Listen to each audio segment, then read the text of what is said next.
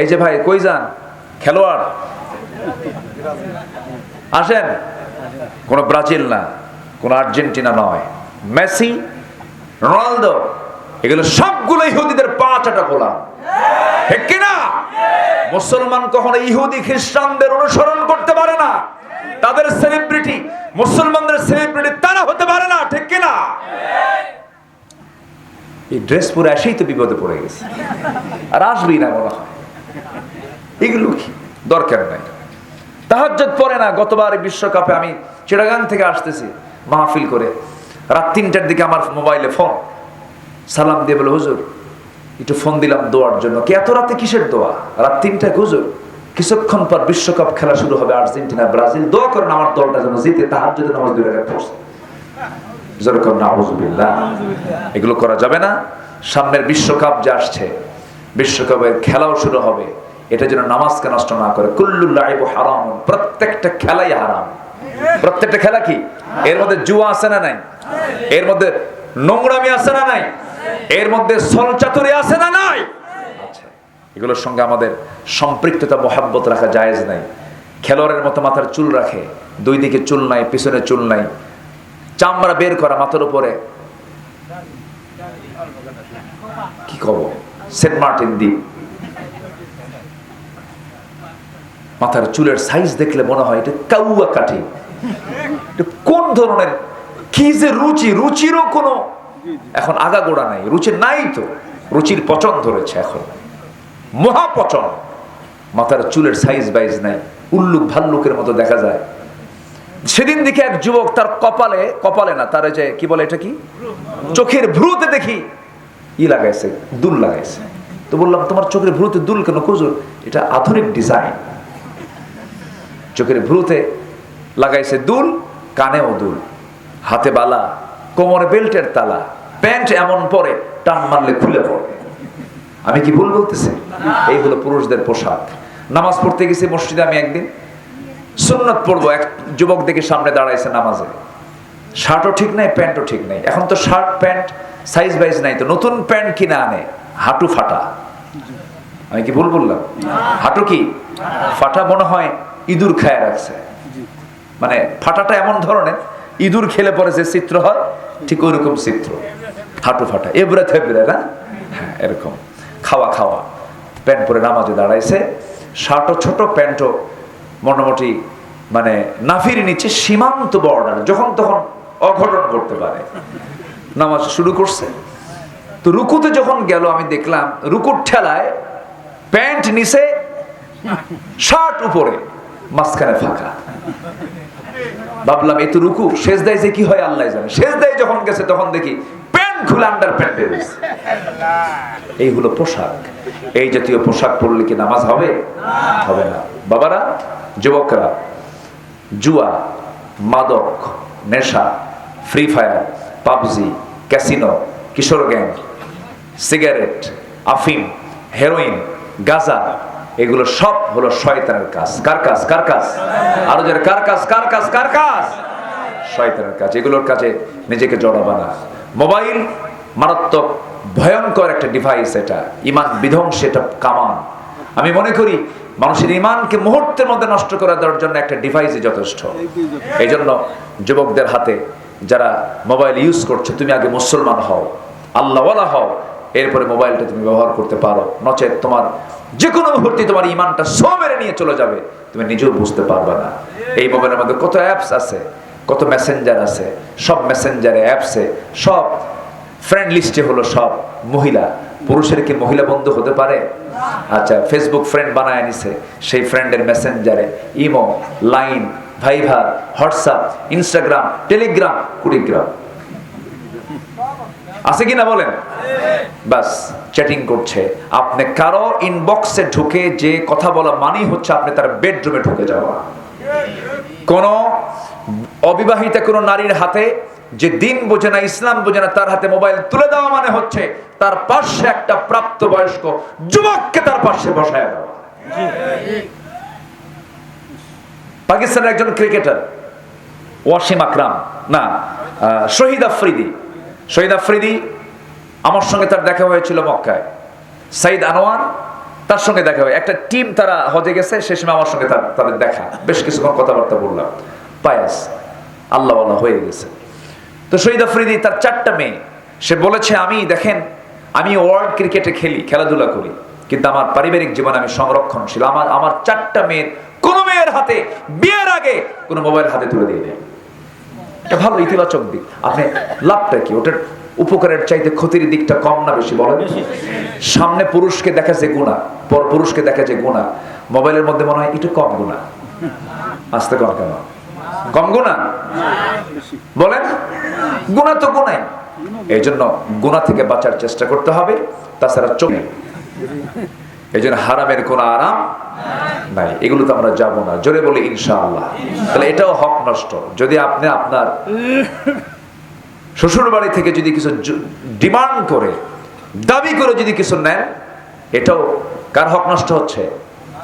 বান্দার হক নষ্ট হচ্ছে। এটা আমরা করবো না। রাজি আছেন তো ইনশাআল্লাহ? সবাই রাজি আছেন তো? এই কথাগুলো মনে বলার দরকার নাই? যারা মেয়ের বাপ তাদের জন্য খুব দরকার। একটু শোনেন, আল্লাহ পাক আমাকে 4টা মেয়ে দিয়েছেন। কেউ তো আলহামদুলিল্লাহ কইলেন না। এর মানে কিছুই দিবেন না? দিবেন। দেখেন না, মেয়ের বাপ হয়েছেন বলে কিছুই দিবেন না, দিতে হবে। রাসূল দিয়েছেন, রাসূল পানির মশক দিয়েছেন, চামড়ার একটা তোশক দিয়েছেন, আটা পেশার জন্য একটা পিসদানি দিয়েছেন, যতটুকু অ্যাবিলিটি ছিল। হাদিয়া তো অনেক বাবা আছে মেয়েকে বিয়ে দেয় ওই জাহেরে গেছে আর সারা জীবন খোঁজ নেন, এরকম কিছু বাপ নাই? ঠিক না? রাসূল কিন্তু তা ছিলেন না। রাসূল খুব পারিবারিক মানুষ ছিলেন। রাসূল যে ইন্তেকাল করেছেন, নিজের স্ত্রীর উরুতে মাথা রেখে সন্তানদের সঙ্গে কথা বলে বিদায় নিয়েছেন। সাহাবীদের সঙ্গে কথা বলার সুযোগ হয় নাই, পরিবার নিয়ে তিনি কথা বলে দুনিয়া থেকে বিদায় নিয়েছেন। এত বড় পারিবারিক লোক ছিলেন মুহাম্মদ সাল্লাল্লাহু আলাইহি ওয়াসাল্লাম। পরিবারকে সময় দিবেন। নবীজি পরিবারকে সময় দিয়েছেন। মেয়েদেরকে খুব পছন্দ করতেন। নবীজির কাছে বিয়ের প্রস্তাব এসেছিল। মদিনার অনেক ধনকুবের ধনীরা, ধনাঢ্য ব্যক্তিরা তাকে বিয়ের প্রস্তাব দিয়েছেন। তার মেয়ে ফাতিমাকে বিয়ে করার জন্য রাসূল বললেন না, আমি এমন ছেলে পছন্দ করতে চাই যে ছেলের মধ্যে সম্পদের চাইতে তাকওয়া বেশি থাকবে। সবাই ফিরে চলে গেল। সর্বশেষ সাইয়েদনা আলী নবীর সামনে এসে বসে পড়লেন। রাসূল বলছেন, আলী কিছু বলবা নাকি? হুজুর বলতাম। বুঝতে পেরেছি তুমি কি বলতে চাও। তুমি কি আমার মেয়ে ফাতিমাকে বিয়ে করতে চাও নাকি? হুজুর দিলে করা যায়, দিলে করা যায়। রাসূল বলছেন, দেব তো। ঘর বাড়ি আছে নাকি? হুজুর ঘর বাড়িতে দূরের কথা, আমার তো বাজার করার টাকাও নেই, কিচ্ছু নেই আমার কাছে। কি আছে আলী বলো? বিশ্বের সেরা মানুষ যে নবীটা আল্লাহর কাছে যদি বলতেন, আল্লাহ উহুদ পাহাড় আমার জন্য সোনা বানায় দাও, তার জন্য সোনা বানায় দিতেন। সেই তার মেয়েটাকে বিয়ে দিচ্ছেন। ঘর নাই, বাড়ি নাই, টাকা নাই, পয়সা নাই, এমন একটা গরিব বান্দাকে তিনি চয়েস করলেন, গরিব জামাইকে তিনি চয়েস করলেন। এরপরে বলছেন, মা এমন একটা ছেলে তোমার হাতে তুলে দেব, এমন ছেলের হাতে তোমাকে তুলে দেব যার টাকা নাই, পয়সা নাই, কিন্তু তাকওয়া দিয়ে ভরপুর, আগাগোড়া তাকওয়া দিয়ে ভরা। এবার বলছেন, আলী তোমার যেহেতু কিছু নাই, তবে অবশ্যই তোমাকে ফাতুহুন্না উজুরহুন্না ফারিদা, মোহরনা দিতে হবে। মোহরনা দেওয়াটা কি বলেন? ফরজ। ফাতুহুন্না উজুরহুন্না ফারিদা, এটাও হক। এটাও কি? এই হক মেরে খাওয়া কিছু স্বামী আছে না? তাহলে ফাঁকি দিছে বিয়ের দিন, আছে না? এরকম আছে না? 50 হয়তো 5 লাখ টাকা মোহরনা ধার্য করিয়া তোর মধ্যে নাকফুল বাবদ 350 টাকা পরিশোধ করিয়া বাকি টাকা ফাঁকি দিয়া, এই আছে কিনা বলেন? ওই ফাঁকি বরণ পর্যন্ত দেয় না, অথচ ফরজ বিষয় এটা। আপনি ওই পরিমাণ নির্ধারণ করেন যে পরিমাণটা আপনি শোধ করতে পারবেন। হক। আজকে আমার আলোচনার সাবজেক্ট কি বলেন? হক। আমার নবীজি করলেন কি, ও আলী তোমার কাছে কি আছে বলো? হুজুর এই জামার কাছে একটা যুদ্ধ করার জন্য যে ঢাল, সেই ঢালটা আছে, আর তরবারি আছে। রাসূল বলছেন, তরবারি বিক্রি করা যাবে না, ঢালটা বেচা যায়। ঢাল ছাড়াও যুদ্ধ হবে, যাও ঢাল বিক্রি করে আসো। ঢাল বিক্রি করতে গেছেন বাজারে। সাইয়েদনা ওসমান তাকে দেখে ফেললেন, ও আলী এখানে কেন? ঢাল বিক্রি করার জন্য আসছে। কেন? যোদ্ধা মানুষের ঢাল বিক্রি করতে হবে কেন? বলছেন, বিয়ে ঠিক হয়ে গেছে। কার সাথে? আপনার শালীর সাথে। বুঝতেছেন তো আপনারা?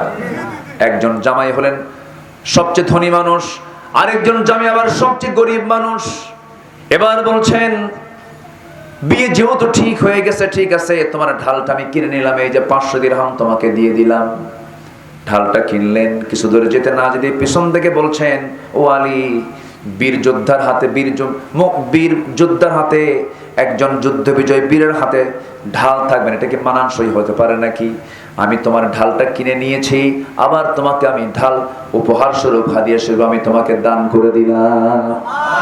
ঢাল নিয়ে আসলেন, নবীর সামনে দাঁড়ালেন। রাসূল বলছেন, বুঝতে পেরেছে আলী, ঢাল বিক্রি হয় নাই, মনে হয় হুজুর বিক্রি হয়ে গেছে। ঢাল হাতে কেন? কে বিক্রি করেছে ওসমানের কাছে। তাই ওসমান আমাকে এটা উপহার দিয়েছে, আমি তাকে বলেছি বিয়ে ঠিক হয়েছে। রাসূল বলছেন, আলী, লোক আর খুঁজে পাও নাই? আমি তো ওসমানকে বলতেই পারলাম না, সে আমার বড় জামাই, আমি তাকে বলবো, তুমি তার আগে বলে আসছো। কিন্তু ওসমান কি শেষরা জামাই? আমাদের কিছু জামাই আছে, যদি শ্বশুর পক্ষের বাড়ি থেকে যদি কিছু কথা যদি একটু এলোমেলো হয়, না জানানো হয়, সাইক্লোন হয়, সাইক্লোন বইয়ের উপরে, ঝড় তো দূরে থাক, সাইক্লোন শুরু হয়ে যায়। না, এরকম আচরণ আমরা কখনো করব না, কাউকে কষ্ট দিয়ে কোনো কথা আমরা বলতে যাব না। জোরে বলি ইনশাআল্লাহ। ইনশাআল্লাহ। রাসূল বিয়ে দিলেন, গরিবের সাথে বিয়ে দিলেন। কোনদিন আমার নবীর সামনে এসে স্বামীর বিরুদ্ধে একটা খোঁটা ফাতিমা রাদিয়াল্লাহু আনহা রাসূলের সামনে দেননি, বরঞ্চ একদিন জামা ছেঁড়া বসে বসে নামাজ পড়ছিলেন। বলা হলো, ও আমার মেয়ে ফাতিমা, বসে বসে নামাজ পড়ো কেন? তিনি বলছেন, আব্বাজান, আপনি যেদিন আমাকে বিয়ে পড়ায় দিয়া যখন আমার স্বামীর হাতে তুলে দিয়েছিলেন, সেই দিন বলেছিলেন মৃত্যুর দিন পর্যন্ত স্বামীর বিরুদ্ধে একটা নালিশ যেন আমার কানে না আসে। এই জন্য আমি আপনাকে বলাটা প্রয়োজন মনে করি নাই। আমার গায়ে যে জামাটার পিছনের অংশটুকু ছেঁড়া তালিযুক্ত অংশ, আমি যদি দাঁড়িয়ে দাঁড়িয়ে নামাজ পড়তে যে আপনার চোখে সেই ছেঁড়া অংশটুকু পড়বে, আর মনে মনে ভাববেন আমার আলীটা আমার মেয়েকে কাপড়ে কষ্ট দেয়, আমার স্বামীর দুর্নাম হবে, আমার স্বামীর দুর্নামটাকে ঘোচানোর, আমার স্বামীর দুর্নামটাকে আড়াল করার জন্য আপনার মেয়ে ফাতিমা বসে বসে নামাজ পড়ে। যেরকম সুবহানাল্লাহ। স্বামীর দাম কি আছে? স্বামীর মর্যাদা আছে না নাই? তবে স্ত্রীর মর্যাদা নাই। আসতে কয়, দেখছেন কিছু কয় না। স্ত্রীর মর্যাদাও আছে না নাই ভাই বলেন? সে আপনার মেহমান, সে আপনার কি মেহমান।